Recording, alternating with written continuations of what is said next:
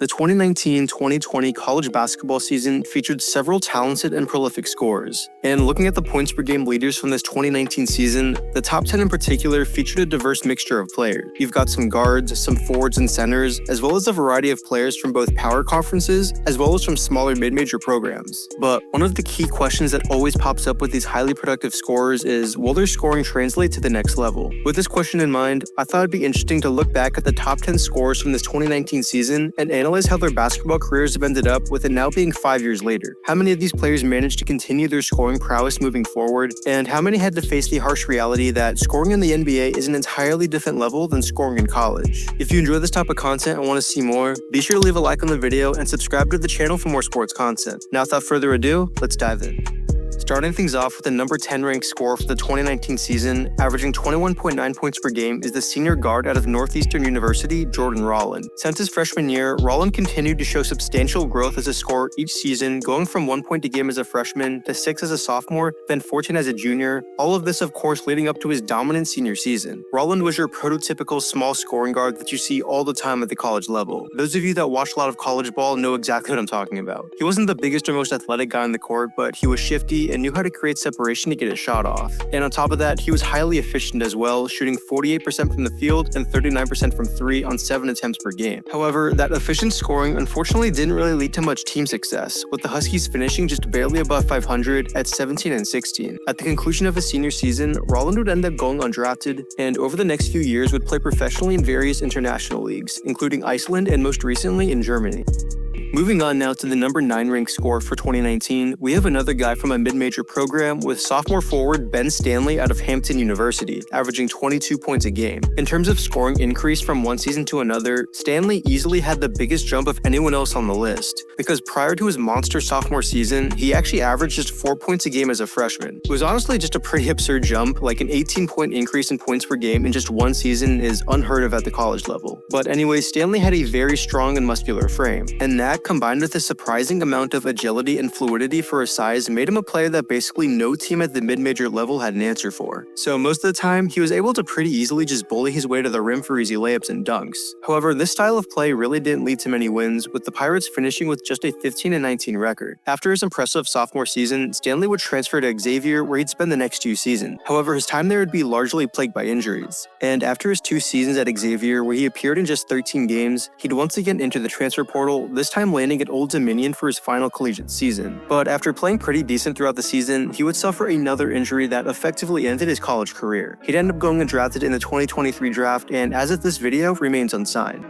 Up next, we have our first player from one of the power conferences with Arkansas junior guard Mason Jones, who put up season average of 22 points a game. From the moment he stepped foot into the college ranks, Jones seemed destined to be a big-time scorer. He had very good size for a guard at 6'5", 200 pounds, a fluid jumper with a quick release, a nice handle that allowed him to get to his spots on the floor, and he played with an aura of confidence that any team likes to see in their star player. And the fact that he was this offensively dominant in the SEC, one of the toughest conferences in college basketball, only made his production even more impressive. However, despite his strong individual play, the Razorbacks as a whole were nothing spectacular, finishing with a 20-12 record and just 7-11 in conference play. Nonetheless, after getting some NBA looks during his junior season, Jones would forgo his remaining eligibility and declare for the draft, but would surprisingly end up going undrafted. He would, however, be picked up by the Houston Rockets on a 2-way contract. And over the next few seasons, Jones would make a living off of 2-way contracts, playing primarily in the G League while seeing some occasional NBA action for various teams, although not being much of a contributor in his limited action.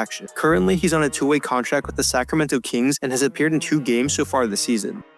On to the number 7 ranked scorer now, we move back to the mid-majors with senior guard Jarek Harding out of Weber State, averaging 22.2 points a game. I don't know where Weber State keeps finding these supremely talented offensive guards, but they managed to strike gold yet again with Harding, with 2019 being his 3rd season in a row averaging 20 points or more. If there's one word to describe his game, it's smooth. From his tight ball handling to his effortless jumper to his crafty finishes around the rim, he was one of those players that just made scoring the basketball look easy. And playing in one of the weaker mid-major conferences in the Big Big Sky, Harden consistently produced game after game. But as has been the theme with most of the players so far, things wouldn't come as easy for his team, with the Wildcats finishing with a 12-20 record. And at the conclusion of his senior season, Harden would declare for the NBA draft, but unfortunately he'd go undrafted and wouldn't be signed by any team. And after not getting any looks from the NBA or the G League, Harden would take his talents internationally, where he's been playing ever since. So far, he's played professional ball in the Czech Republic and currently plays in the Spanish Basketball League.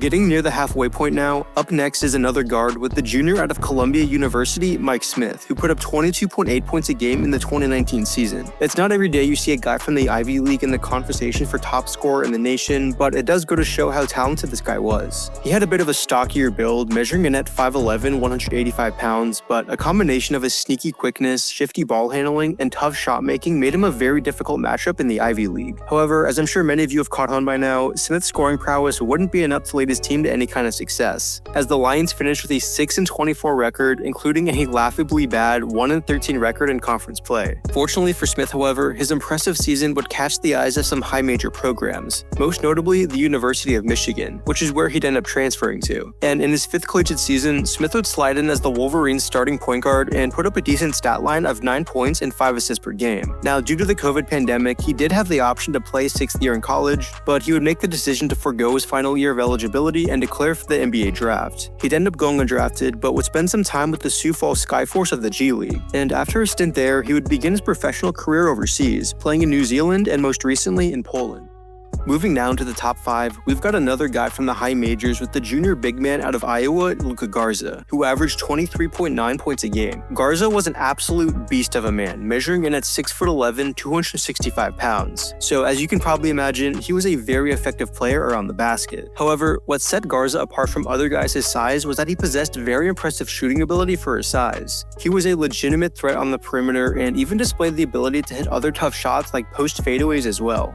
And his dominance on the offensive side of the ball played a large part in him winning Sporting News Player of the Year in 2019. Additionally, Garza is the first guy on the list so far whose scoring ability actually helped contribute to team success, as the Hawkeyes finished with a record of 20-11 in a tough Big Ten conference and made it all the way to the second round of the NCAA tournament. After his impressive junior season, Garza would follow it up with an even better senior year, being named Sporting News Player of the Year for the 2nd season in a row, in addition to leading the entire nation in scoring. Following his impressive college career, Garza would go on to be drafted in the 2nd round with the 52nd pick by the Detroit Pistons in the 2021 draft. So far during his professional career, Garza has spent a lot of time playing in the G League, where he's shown to be absolutely dominant, but has also seen quite a bit of NBA action as well, even showing some flashes of being a decent player. As of now, it's still up in the air just how good of a player he'll be in the NBA and if he'll ever see consistent minutes. But compared to everyone else on the list so far, Garza seems to be doing pretty good for himself. Coming in as the number 4 ranked player in 2019 is the sophomore guard out of the Detroit Mercy, Antoine Davis, averaging 24.3 points a game. Now, crazily enough, with Davis coming off a freshman season in which he averaged 26 points a game, his sophomore year was actually a bit of a step down. But even in a bit of a down year, Davis still managed to be one of the best scorers in the country with his diverse offensive skill set. His shooting in particular is what he really excelled at, being able to knock down any shot you can think of, from fadeaways to turnarounds to step backs. He never saw a shot he didn't like. However, he wasn't always the most efficient player, as seen by his shooting averages of 38% from the field and 32% from 3 his sophomore season. Additionally, his team was one of the worst in all of Division I, finishing with an abysmal 8-23 record. Davis would go on to play 3 more seasons at Detroit Mercy, where the team never found much success at all, but for Davis individually, he'd continue to be an elite scorer, even leading the nation in scoring in the 2022 season. And by the time his college career was done, Davis was statistically one of the most prolific college scorers of all time, currently sitting at 2nd on the all-time points list and number 1 for 3-pointers made. Following his insanely productive college career, Davis would go on to be undrafted, but was quickly picked up by the Rip City Remix of the G League. And after 1 season there, he's now currently signed with the Stockton Kings. Up next, ranking as the number 3 scorer in 2019 was another player from Hampton University with senior guard Jermaine Merrow, who averaged 24.8 points a game. Now, for Jermaine, that number really shouldn't have come as any surprise, since he had already established himself as a proven scorer at the college level, with him being a 24-point-per-game scorer the previous season as well. And like many of the other guards we've seen on the list so far, Jermaine wasn't the biggest guy, measuring in at 6 foot, 182 pounds, but he was able to use his shiftiness, body control, and tough shot-making ability to get his points. And tough shots in this case is no exaggeration, because his shot selection would have given most other coaches headaches. And while he certainly wasn't the most efficient player with shooting splits of 40% from the field and 29% from 3, when you have a teammate like previously discussed Ben Stanley dominating the interior, it'll certainly give you some more confidence to put up those shots. But once again, as talked about earlier with Ben, the team as a whole struggled, finishing with a 15-19 record. Following his senior season, Jermaine would declare for the draft where he'd end up going undrafted, and he unfortunately wouldn't really get many looks from the G League. Thus, he would take his talents internationally, playing professionally in Spain, Denmark, and as of now, in Slovakia.